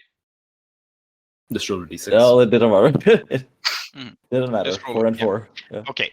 So you succeed in wrecking Cherubino's reputation, and this just works. Like it doesn't work in the sense that you destroy it for everyone, but you totally get Shah to be like, "Yeah, I knew we shouldn't have dealt with this fucking guy." And the consequence, unless you resist it, is that Cherubino will just, I mean, he knows who you are, and he's just going to tell this guy, like, by the way, the people you paid me to rat out, yeah, it's them. So, Yeah. I mean, No, the I think- Falling Stars people know exactly who Shere Khatam is because he humiliated them in public in their arena. yeah. They don't Yeah. like Sherikatam. They just don't recognize you at the moment. So, Yeah. unless you resist it No, I somehow, will. Cherubino's going to tell him. I will. I think I'll just resolve it first because I think what's gonna happen is just as like I can like we can feel the vibe of changing like in Yeah. Shah. He's just gonna step right in between like before Cherubino can say anything, just step right in between them and or just like gonna kind of put a hand on his chest and just firmly not just push him away like like as if he was a crate like all right you're done here. Shove Yeah. him backwards towards Clem. Okay, sure. Roll your resistance roll. And All right. Ooh, okay. Not bad. And I One think stress. Shah speaks instead. You take 1 stress. Shah looks at the both of you and he goes, "Oh, thank you for warning me about him. It's beneath us to work with a weasel like that anyway, and a pervert. It's all just, I don't know why, but one of the big bosses, Ustad J. Klev, he has it in his head we have to deal with some farmers. It's beneath us all, I think, but anyway. Don't know why I'm telling you this. I just find the whole situation suspicious. Oh, I feel you, man. Like, I mean, you like, what are you doing? Like, what foreigners are these anyway? Like, Seems suspicious to me. Yeah. All up in arms about this. Can I set you guys up here? Yeah, with sure. a flashback? Yeah. So, as I said, like I told you, I think because I've been in character, I'm a huge fan of the Falling Stars school. So I know all about them. But I think I would, maybe, I don't know, I would like to know something that's particular about Shah, like some sort of like weakness or some sort of angle that you guys can work here that I would have also told you. Absolutely. Yeah. Yeah. I think it just makes sense for you to know this, but it can be a setup action, sure, actually. So make a setup action with something like, I don't know, study or survey or something to know about them. Concert. Makes sense. Concert. Stadium gossip. Mm-hmm. Yeah, and let's call it a flat risky standard. I don't think it's to give them a setup action here. Okay, and we have high society, so we get +1 extra dice for gathering info about the city's elite, and I think these guys come. He definitely is, yeah. So, okay, do a setup action risky standard with a +1 die. This also gives me some time to think about what his deal is. Ah, nice. High society gave us a 6. Okay, so Bidrohi has told you about Shah, and I think his big thing is actually I think he's very concerned with his reputation. Let's have it chain into why he was so like averse to deal with Cherubino. He's like, it's not that he's vain exactly, right? But he's very, very concerned about having a spotless reputation. He like hates when people talk behind his back. If you really want to make him mad, it's like, someone insulted him or someone said he's not honest. He's like, he cares about his reputation and he's very forward. So, like he said, he doesn't like these backroom dealings. Okay. You should take back the thing about being a backdoor man. Is it enough, or do you want something better? I think it works. I think that's good. I think that's good. Yeah. I think that's good. Yeah. All right. So to recap, like he doesn't like shady backdoor dealings. So he is like okay, very honorable warrior type. Yeah, very honorable warrior type, and like concerned about his reputation more than anything else. Like maybe he would cheat if he was sure no one would ever find out about it, but he would be mortified to be accused of it, or be accused of dishonor. All right, let's accuse this man of dishonor. Okay, so I was going like, who are these foreigners anyway? Like, So he shrugs and says, I don't know. It's something by the Ustad that I don't really understand. He has beef with someone, some old grudge that must be settled. It's not really my kind of work, and frankly, it's a little beneath us to go beating up peasants. And he's like insulting you, but he doesn't know that he's insulting you because he doesn't know who you are. And I think there's an angle here if you want him to break off on this whole plan. Yeah. Yeah, I know. And Mushrik just puts one arm around his shoulder, like where he goes, man, like I totally feel you, man. Like I mean, you're telling me this, and I can't believe it. Like this guy, just because of his own like personal grudge, he wants to take your entire school to beat up some peasants. Like, I mean, I couldn't. Like, someone was gonna like do this kind of like, flex their influence and get me to do this shit. I wouldn't live with it, I like how when you're having a heart-to-heart, you default back to Mushfik vibe voice instead of the Captain Mackerel accent. Yeah. Well, he's having a real heart-to-heart. Yeah. It's great. I think you're just set up to act here. I think you can like. It sort of makes sense. This guy was just caught like doing bribes and then being caught by these performers, and the performers go like, "Yeah, it sucks. You have to do this." Yeah. I think you have position to actually talk him out of it. So you have standard effect. So. You've been set up by Bidrohi. You have risky standard to get this guy to abandon pursuit of the Rising Moon Sword School. Can I say that this is consort and not sway? Yes, I think you can. You're leveling with him. Yeah, exactly. So I think, like, because I'm not lying to him. I think I do feel him, right? It's like, he might not know that. I think it can be consort, risky standard, and I'm with Justice too. Okay. I have a very funny devil's. Okay. Yes. Clem assist. Yeah. How is Clem assisting? I think chiming in, like, yes, I think it is extremely dishonourable for you to be beating up peasants in the street. Is that the great golden blades? Excellent. Okay, I have a devil's bargain from Mushfik. Yeah. And I'll he'll say something like, "Yeah, I'll think about it. Anyway, you'd better go out on stage." And your devil's bargain is, in order for him to buy the story that you're an actor, you have to actually go out on stage in the middle of the opera. Of course. We know that Mushfik can act, so that's fine, right? Yes. I feel like my last performance was cut short, so. Yes. Right. Yes. I just find it funny that it's a devil's bargain of Let's see it. Oh, that worked. Okay, that was handy. 3, 2, and 5. Okay. Yeah, so it's the devil's bargain that sold it, clearly. Yes. So he goes like, "You're right. You know what? I'll talk to what was her name again? Ankia? Yes. I'll talk to Ankia. I'm out. I've had enough of this. I'm going back to the arena." And he's just going to walk out of this score and walk out of this problem. Is he an Ustad, by the way? Because if he isn't, he would say Ustad Ankia. Yeah, Ustad Ankia, yeah. I'm asking because I want to know if he's an Ustad or not. No, I don't think he's an Ustad. These are like celebrities, but they're not the Ustads. Okay, so there's only 3 Ustads. Yeah, I think so. Okay. Makes sense. So he is going to like walk away on this, and Ustad Ankia's some of her best people are going like, "Fuck this shit. You're working towards your goal." And I think the consequence, unless you wish to resist it, is simply that like he walks out and leaves you guys on stage. I think let's chain it into the devil's bargain. Lovely. So you're just basically. Sorry, but like, is the devil's bargain not going to happen either way? Like, I have to get up. No, the devil's bargain is going to happen either way. I'm telling you, the consequence is that both him and Cherubino and like everyone is going to abandon you. So you don't have any. You don't have basically anyone here that you can talk to or ask for advice or something. So it's a fairly mild consequence, but it does mean that you're a little bit high and dry, and crucially, you're not aware of what's going on with the rest of the crew. This is you and Clementine. So basically, to keep it simple, the consequence is losing time here. You won't be able to help your friends. Yeah, I think I'll resist that. And what kind of resistance do you suppose it is? Probably insight then to like realize what is going on. All right. Oh well. Oh wow. Okay. 5 stress. You roll a 1. Do you trauma? Yeah. This is.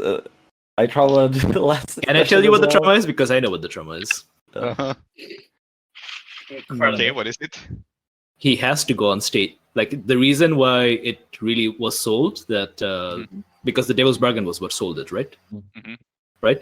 Because at that moment they're like, Okay, fishermen come up right now onto the stage, and Sher Khatam has to go on.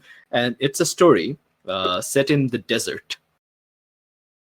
It's a set in the desert, and there's a character called the Fisherman's. It's called the Fisherman's, the Lying Fisherman, and it's a story about a man who pretends to be a fisherman in the desert, and how a Shah has to cure him of madness, and the Shah is played by Cherubino.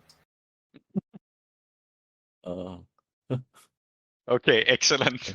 So you're going to be trapped in a play with Cherubino. And he gets to do whatever he wants to you because you're the fool. Okay. Sure. Good. Mushfik travels out in like the weirdest way. It's pretty traumatic doing this. Yes. I mean, the traumas on this crew include: I lived a life as a bird, and Yes. there's a demon that is haunting me. So I don't know that this is off-brand Yes. for us. No. Clem, however, you also step Yes. out on stage, and you are just a bit roll, so you can leave, but you are ushered out on stage. And the Please moment you come are ushered save out- me! Yes, the moment you are ushered out on stage, you will look up across the crowd and see Bidrohi crossing blades with one of the Falling Star Sword School members on the other side of the audience. Do I have an audience? Oh yeah, people have Yeah, noticed yeah, this. It's I do. definitely distracting from there. So I'll give Clem like a moment to react, and then we'll pan the camera up to Bidrohi and Saida. What do you do as you see Bidrohi having started to sword fight one of the people you're here to talk to? Bit part, right? Doesn't Yeah. matter. I'm imagining chorus. Yeah, It doesn't matter if they rush off terribly. Mm-hmm. Yeah, rush off stage and attempt to make their way up to Bidrohi. Okay, excellent. I think it's high time that we see Saida Mhm. though. So even though Bidrohi is No worries. crossing blades, Saida, you are still blind, still in a sword fight with Mylera, and you have I'm been in trouble. stabbed. You are Yeah. blinded, stabbed, and poisoned. Mylera was not disarmed of Mumtaz, and I think the logical thing for her to do, as she sees that you don't go down, as you like stay up, swinging your fucking sash around, being very scary, is she just goes like, "You cut that out, or the girl dies," because she still has a hostage. Yeah. Actually, that's my vice prefer. If she dies, it's inconvenient for me mechanically. Okay. I Yes. understand this. Thank you for pointing this out. I know what I'm going to do because fighting has not gone well for me. So I'm going to rely on the other tactic that I know works, which is lying. And so I'm going to like Mylera says this, and then I'm going to just like move my head in some random direction, like completely like with utter confidence. And then I'm going to say, "Oh shit, Ixis is here." And what I want to do is convince Mylera, and I hope that she has heard that there is some Ixis, Rakis, whatever, right? But I want to convince her that like some demonic influence is about to head for us. And I want to convince her now to run away.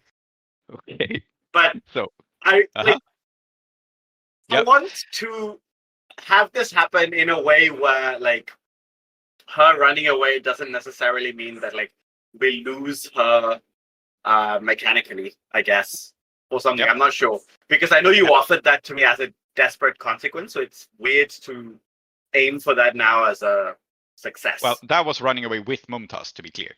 Oh, I see. Okay, in that it's her case, to run away without Mumtaz. So yes, correct. That is what I want. Yeah. okay. So Okay. I will frame this as, I mean, it's desperate. There's no other way to do it, and it starts out as limited, unless I will offer you a special devil's bargain that will give you both +1 die and effect. And it is if you actually use the name of Ixis. When you say the names of things, that means something. Okay. Sure. It says once I've studied one. So You know what I'm going to do, actually? I will take I will remove 2 stash from my sheet, so I'm back only now down to 2. I'm very poor. And I'll flashback to having studied the name of Ixis, because I think fictionally we need like the some backing for it, right? Yeah, you don't have to roll for it or anything, but yes, okay. Then you're at desperate standard. You can get Mylera to totally do what you want, but you are invoking the name of Ixis. And for sure. It's totally fine. It's totally fine, guys. Don't even worry about it. Desperate, standard. You said not to worry, and I won't. Good. I get 1 die from having invoked the name of Ixis. Do you want help? Please. How many dice are you rolling?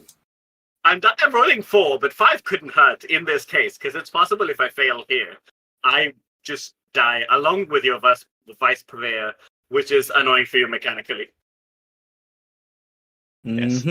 So I am the one who's Saida invoke the name of Ixis. I am the one who struck a bargain with Ixis, like it was me. Yep. I think so you could have just told Saida details. Yeah. Yeah, and I think like this.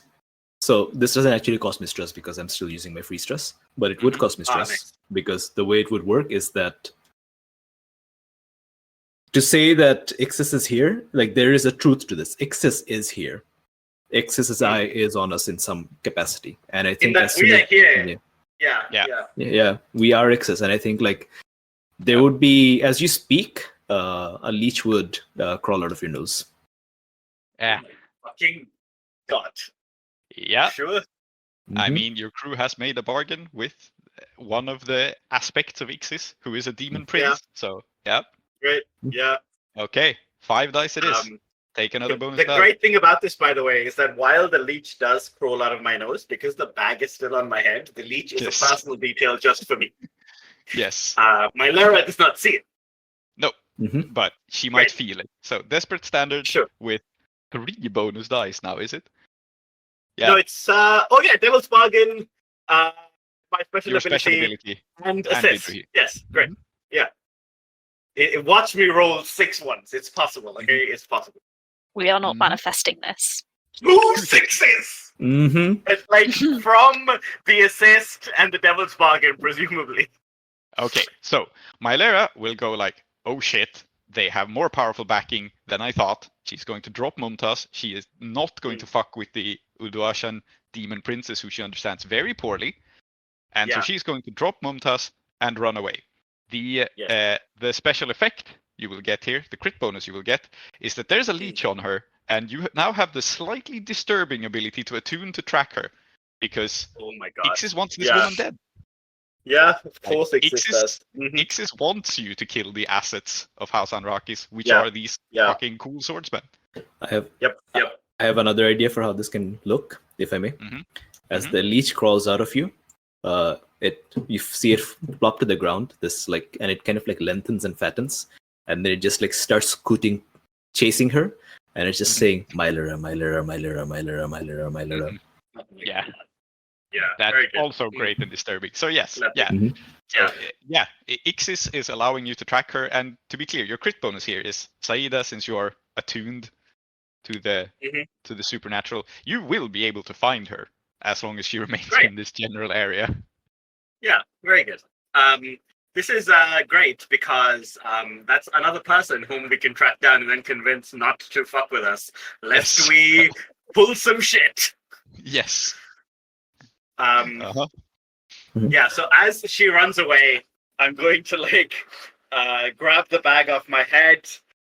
There is a corpse here, so the bees are arriving. So I better get out sharpish. I'm gonna pick up Mumtaz, and then stumble because I'm stabbed and poisoned. And Mumtaz, I think, has just finished having her vision, FYI. So as you pick her up, he blinks and goes like, "What? They threw Prince Katam into the wilderness when it was done." She repeats the line, which is from the opera she performed in. Weirdly, she has, I will remind you, played one of the characters in the play about Prince Katam. She was the peacock, correct? Yeah, she was the peacock. So maybe what happens is that she's gonna help me away because I realized I'm stabbed and poisoned, and I'm an old woman, and it's not gonna happen. So maybe like Mumtaz is the one who, like, as I try and fail, like she's like, "Oh, we need to get you out of here." And as she pulls you back towards the secret entrance and towards the tent, let's see Bidrohi crossing blades with Ranveer the Black Blade. So I'm crossing blades with Ranveer and was it Ranveer or Ranveer? Ranveer. Ranveer, yes. Yeah, yes, you guys said it in different ways. Well. Yeah, it's fine. So I'm crossing blades. People are watching. I think things are. I mean, I'm pretty sure Ankia the Veiled is looking at us instead of like whatever bullshit is happening on stage. Yes. Yeah. But he is, you know. But I'm. But that's like a background detail because if I'm crossing blades with Ranveer the Blade, I don't have time to be looking at the box. Yep. And here's what I'm going to try to do. So I am marking my fine, elegant weapon, which is my curved sword, and I'm marking my fine buckler and blade. So in one hand, I have like this pretty nice quality 3, I guess now, right? Sword. And on the other hand, I have like the small buckler that I mentioned, and I also have like a dagger kind of like clutched underneath. So I'm like, blocking and parrying. And can I just roll fortune to see if like I'm holding my own first? Sure. Let's do that. I want to point out that as you're doing this, there is a faint background of an aria being sung quite badly by the acrobat, going, "I must slap him with a fish many times," as Cherubino takes advantage of the situation. Excellent. Oh God. So that's the soundtrack of what you're doing. Okay, so I'm barely managing writing. So because I rolled a 4. So I'm not on top of it, but I'm not like totally on the back foot. So I think that's what I'm going to use. I'm going to say, these moves, don't you? Ranveer. I shouldn't call him Ranveer Ustad. I mean, I've been calling people like Turzan and so on, sir. You know these moves, don't you, Ranveer, sir? I've had 3 teachers in my life. Saida auntie, my father, Ramu, and you. Since watching you since I was a child. These are your moves. Aha! Oh my God. Yeah, he grins and he goes, "I recognize them.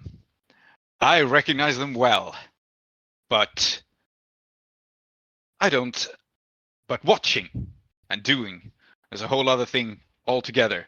Listen, I don't know why I've been warned for you, but you are not breaking in, and you are not harming the Ustad's daughter." And I think this is the play. They have been told that, like, oh no, they are a danger to Mylera. Reasons. What do you mean, Ustad's daughter? Are you talking about what's her name? Melania? Mylera, yeah, that's the one. Oh yes. Surprised you don't know her name. Oh, dude, I am fighting you. Okay, not much brain work happening. And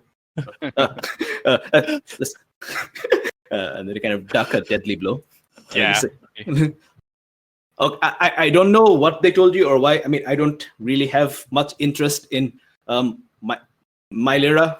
But listen, I just want. I'm really glad I'm fighting you. I've always wanted to do it all my life, and then I kind of like can we have a breather? Can we just talk for a second? And I kind of like say. Yeah. I think he's pushing you backwards as this is happening, right? Because his whole thing is like dominating the fighting field. So he is pushing you like almost into the crowd.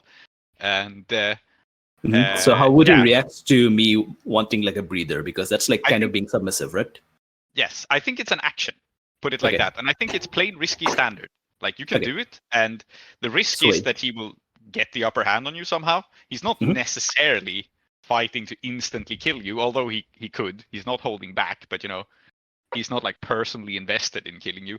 I am a little bit sad, incidentally, that I did not get the chance to slip in "you fight like a dairy farmer" in his, conversation, because it would have fit. But anyway. it shows that he doesn't know the agricultural products of Kethris. No. Yep. Fair enough. Indeed. But yes, I think you have an opportunity to like convince him to stop fighting, basically. Because again, he thought you were a threat. He was warned, and so he drew his sword and tried to stop the threat. And now you have an opportunity to convince him that maybe you're not. Mm-hmm. So. Okay. I'm going to rely on this ability at some point, but I'm already going to flag it. So Gallant.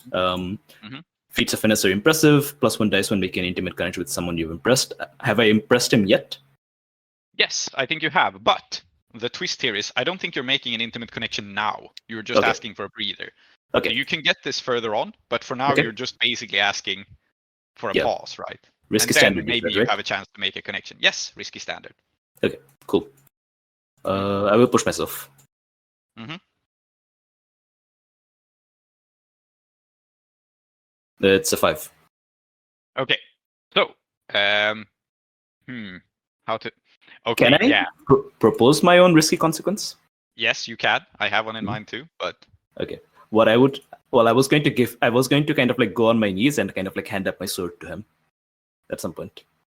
Okay. That can already be the thing. Yeah, I mean, you're offering a breather, so you not having a sword is not like a big consequence, I think. Okay. I think, you know what? I think this is in character for Ranveer the Black Blade. He will kind of honor you in a weird way. So you can resist this being a consequence, but I think he's going to like leave a cool scar on you. I think that. Hell yeah! I got exciting scars. That's one of my items. Yes. So the consequence here is that he will like leave a mark on your face, and he will do it to like prove that like he could take out your eye, right? But he doesn't. Maybe he couldn't quite kill you, but he's in a position to like deal you a debilitating injury, but he holds back a little bit. And so you take a level 2 harm. I think it's kind of fitting here, where he like slashes you across the forehead, like blood in your eyes. And he just kind of like, again, you can resist it, but his point here is to prove that he could have won the fight before he takes a breather. Yeah, makes sense. And I'm just going to kind of like cry out as the sword goes. And I think there's a moment there. Let's call it a level 1 harm, because it doesn't make sense. It's debilitating level 2. It's a level 1 harm, and then the second consequence is he gets to look cool. Fair enough. In fact, that's part that I can make that feed into what I want to do. Because I think like there's a moment where I kind of like cry out, because I think that because that sword stroke could have taken my head off. Yeah. But then I realized I'm still alive. And then I kind of like pant and manage to collect my thoughts a little bit, and I look at him and I say, "You know who I am. You know the Rising Moon Sword School, Cherekhatam and Saidanti. They fought your people in the ring. You know us exactly." Yes. And what I can like tell some you, people, I stay informed. He says, looking over at where Shah was before. You do us a great honor. I am not lying to you. You have always been a personal hero of mine. I've always followed all of the Falling Star School, but you were personal hero. And I think like he probably did get that like a cigarette card, of his face. You've always been a personal hero of mine, but I've modeled my style honestly after my 3 gurus, one of which is you. And I just want to show you something. And I'm going to cry out, "Okay, everyone, swords up!" And I'm going to call for our crew who are in the crowd to kind of like raise their swords. Okay, and what's your... Yeah, no, I'm going to do something afterwards, but I just want that to happen first. Yeah, okay, absolutely. So that happens. Your cohort like reveals themselves to show that you have friends here. Yeah, including Mona. And then, yeah, absolutely. Mona, Murad, Pilot, and Bejal. Okay, Bejal can hide behind someone else so that you still look cool. Yes. It's like not many people.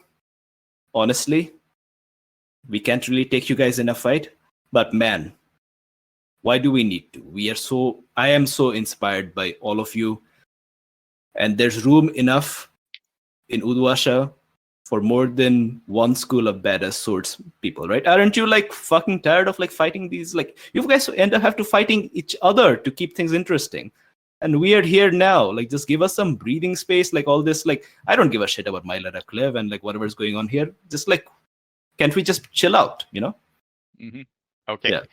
Now I think you can Does apply that make your sense? ability. Yeah. Now I think you can apply your ability, and let's see a roll. Yeah. And Okay. I think Ranveer is probably less disinterested in politics than Shah. He probably has more of an idea of what's going on, but you still have an opportunity. And yeah, let's call it risky standard. Okay. And I haven't like mentioned anything about politics here. No. No, exactly. I'm just I'm relying exactly on. So I think like in a sense I might just maybe part of the success is that I just come across as politically naive and not a threat. Yeah. Exactly. And standard, what would standard be? What would I get out of this?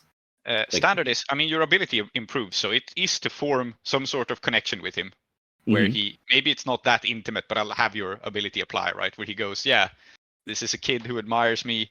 I have no reason to kill him or his family. Yeah, that kind of. And would great effect be that this kind of like becomes more like the drive to like fight us kind of like goes away? For like, I think if you want great effect, the drive to fight you goes away, and you can add him as a contact. I think let's have that as a great effect. Okay. I think the way I'm going to get to desperate great, that I'm speaking to him, right? And I've impressed him. And then I'm going to turn to the box, and I'm going to yell out, "Ustad Ankia, same for you. There's no quarrel here. Yeah. Just leave it be." Okay. Desperate great it is. Yeah, I have addressed her. Okay, so extra dice. Is there Devil's Bargain?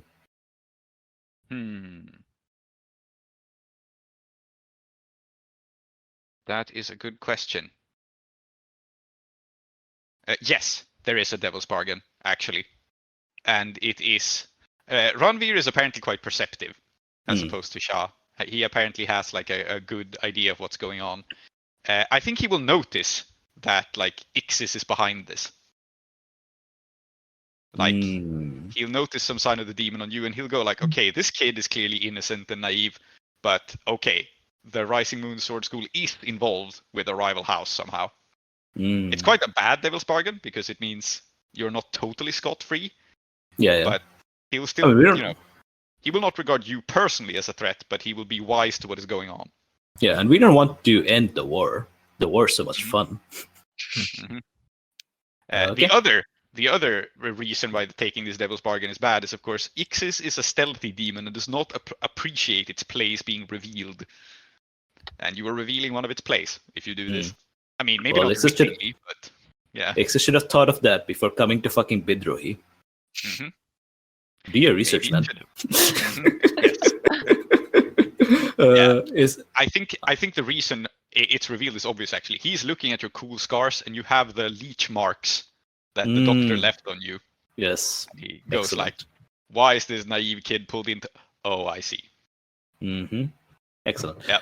Would anyone like to assist me? I would like to be assisted so that we can succeed. Yeah, would you like to assist? I would love an assist. I think he's just a kid. Just let him be. That makes a lot of sense. Yeah. Nice. Okay. All right. Three bonus dice. Let's go. Oh man! Great. Wow. Oh. Yeah, but it works. Yeah. So, in that case, how I'm going to frame it is that Ranveer he realizes that you are just a kid. He also realizes that you have been played by one of the other demon houses, that both you and he are pawns in a greater game, and he has absolutely no wish to bring any harm on you. And in fact, he kind of thinks you're cool. Like, he likes you. And one of your greatest idols is now paying attention to you. So this is awesome. Heart sign. Yes. The downside of this... here is the desperate consequence. Yeah, you know what? I'll hit you hard. I think we'll have to extend a little bit beyond the usual time tree. Are you okay with that? Because it's okay. this consequence will continue. Yeah. I think in this moment you are going to be possessed by the pus of Ixis. We know that Saida called the name. We know that it is here, and now Saida is coming back. And the demon is just going to fucking possess you and kill Ranveer. No. Oh, I That's would not like happening. to protect him.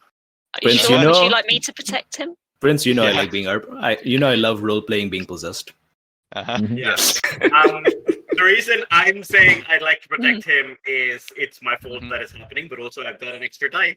But if Mhm. Yeah. Clementine, if you feel like it would be more interesting for you to protect him from that, I'm totally okay with it. I No, will I let like the you both idea. protect him. I will let you both protect him because it's a desperate consequence. And if only Right. Saida protects him, it'll be downgraded. If you both protect him, if you can do it some way, I can say this can be fully resisted. Okay, So, I think starting the with way Clem. that I'm Okay, starting Okay, with Saida please. then.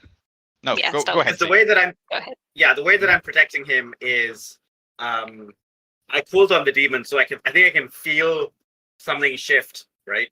Mhm. And as I'm in Mumtaz's arms and we're getting away, I'm going to like hold her hand, and I will say, "Not while I still fucking breathe." Mm. And yeah, I'm just gonna like attempt to divert Ixis away from Bidrohi. Yeah. Absolutely. There is a very simple way to do this. I think this minor Mhm. demon that is involved in this is a leech demon, and it drinks blood, and you are bleeding. You can distract it with Yeah. your blood. Excellent. You can actually make Yes. like an offering of your own blood to it, just to like Yeah. tear its attention away. Sure. So Yeah, it's totally fine because it's definitely not like what I will do later on is use the blood to get into the demon and then sacrifice it to my god, right? That's definitely not something that I'm gonna do. I Great. have not been vampired. You have been weather waxed. Yes, But, absolutely. Yeah. yeah. Uh-huh. So resolve. Yes, sure. Okay, and I get 1 bonus die because protecting. Yep. 5. So I'll take Okay, 1 stress. so you draw the demon's attention away. Clem, how are you reacting to this? So you can see Bidrohi, I guess, having given up, having been like, okay, everything is cool, and then something supernatural happens. Oh, there's What a do leech, you notice right? and what do you do? Yeah, there's There's a a leech. leech. Oh, yeah. Mhm. I think Clem rips the leech off. And Okay. given that Bidrohi's said it's pus of Ixis, dirt underneath Ixis's feet. So it's dirt under Ixis's feet. That means you're Mhm. fucking Severossi and just grinds it into the dirt. Nice. Excellent. Mm. Okay, yeah, make your resistance roll. I think it's resolve for Clem too, probably. Yeah, This seems like I a think willpower as thing. well. So I don't get any bonus die. So that's only 2, which is half what Saida gets. But hey, it's fine. Damn. 3. Yeah. But it's okay. I'm saving my boy. Yeah, Uh-huh. and you're Yes. holding the demon in your hand. That's not good. Yeah. No. You throw it down, you crush it, and I think Ixis, being a subtle thing, will immediately withdraw. And this is where the score is going to end. And the reason that it ends is that it's what you have succeeded with is revealing to Ankia that at least she and maybe the entire Falling Star School is being played. Yeah. There is a plot by a rival house. They've been trying to use you as a foil. They've been trying to use the fact that like Jai Klev is obsessed with Saida to spark a war so that they can do their own bullshit. And what we will do is the next session we will have a conversation with the Ustad, with her being totally clear with that, like, okay, we have been played for fools. How do we work this? Doesn't mean that the war ends, but it means that this Ustad is aware that he should not be fighting this war. Yeah, she just realizes that Matt is a lie, and and she has been played for food. Yeah, makes sense. Yes. Poor That's a very marionette of deep cut choosing. to be clear. Please Yes. go on. The downside of all this is that Ixis knows too that, I mean, this, especially from Saida, this is a betrayal in no unclear terms. Like, It tried to possess Bidrohi. Only I'm allowed to do that. Mm-hmm. Yes. What? After Bidrohi had What? agreed What? to become What? his assassin. What? Saida? Mm-hmm. What? Nothing. Yes. Don't worry about it. We will wrap it. Yes. Yeah. Yeah. Well overdue time. Yes. And I think the last thing that happens is that I feel Clem's hands kind of like brush over my hand because like Ixis immediately withdraws, right? Mm-hmm. So the leech was never even there. Like time kind of changes. And I'm like, okay, Clem, but like Mushfik Bhai will be very jealous. Mm-hmm. That forehead cut. Yeah. That forehead cut of yours is bleeding quite heavily, Bidrohi. Here close the doors to the House of Endings. Those who dwell within are Zoheb, called Klow, Aadiyat, called Zoheb, Soumithri, called Tree, and Emma. I have been Prince, your host. Our city of Uduasha is based on Blades in the Dark by John Harper and Evil Hat Productions, with special thanks to Johnstone Metzger. Follow us on Twitter or support us on kofi.com/desperateattune.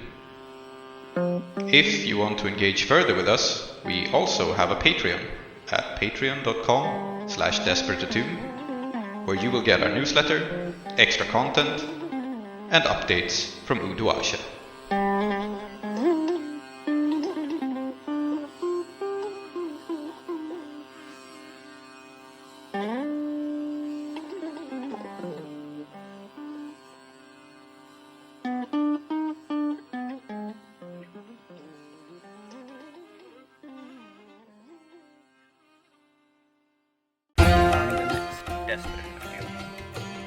You have brought a demon to my opera.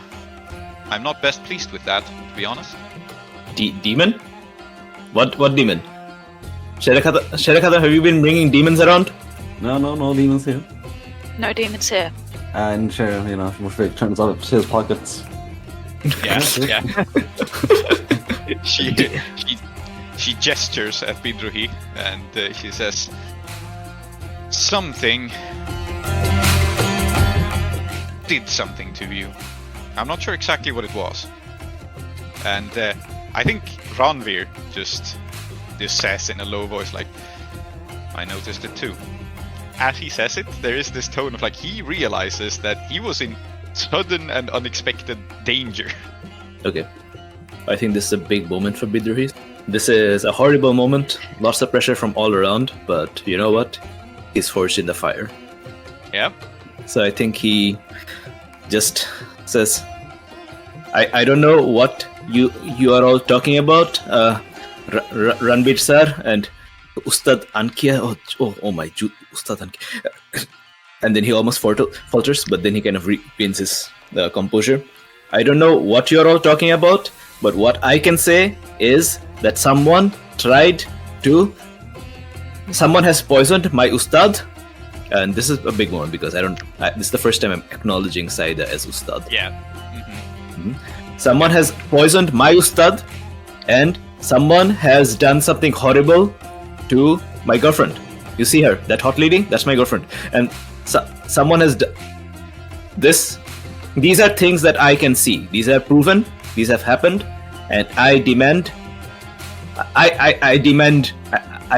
justice. I demand satisfaction for these things. Okay?